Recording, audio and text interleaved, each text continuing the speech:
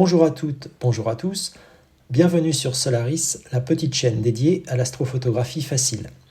Lors de notre dernière vidéo, nous avons testé la capacité du Vespera Pro à photographier les amas ouverts du sud de Paris avec une pollution lumineuse maximale. Nous avions volontairement choisi un amas ouvert peu dense avec un faible nombre d'étoiles peu lumineuses. Il s'agissait de M26, un amas ouvert boudé par les astronomes. Pour autant, le test du Vespera Pro avait été très concluant car l'instrument avait pu facilement différencier l'amas M26 au sein de la Voie lactée environnante, même avec la forte pollution lumineuse. Aujourd'hui, nous allons photographier l'amas ouvert le plus riche du catalogue Messier. Il s'agit de M11 ou l'amas du canard sauvage. Comme l'amas ouvert M26, M11 est localisé dans la constellation de l'écu de Sobieski. M11 contiendrait environ 700 étoiles centrales et plus de 3000 si on tient compte des étoiles en périphérie. Certains astronomes indiquent qu'il est si riche qu'on pourrait le confondre à l'observation avec un amas globulaire, comme vous pouvez le voir sur cette photographie du télescope de la Silla au Chili pour les eaux.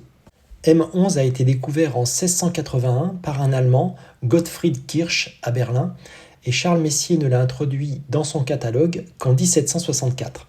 Son âge estimé est d'environ 250 à 300 millions d'années. Les premières photographies de 10 secondes révèlent immédiatement une densité d'étoiles importante au centre du champ.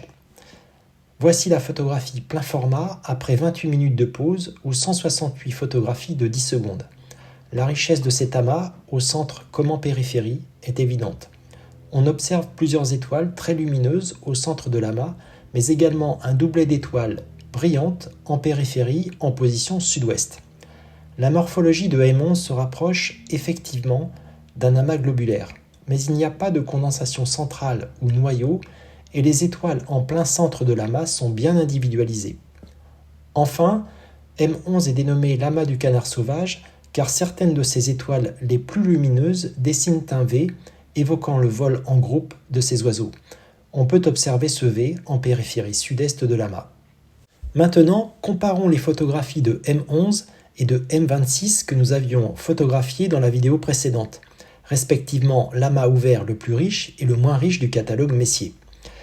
D'abord, avec les photographies plein format, on voit bien à gauche que M11 présente une densité d'étoiles qui supplante largement celle de la Voie lactée environnante, ce qui est beaucoup moins visible à droite avec M26. Après un léger grossissement, on remarque également que M26 à droite présente en son centre de nombreux trous d'étoiles, alors que la zone centrale de M11 à gauche est remplie de façon homogène par un grand nombre d'étoiles lumineuses. Cette vidéo est maintenant terminée.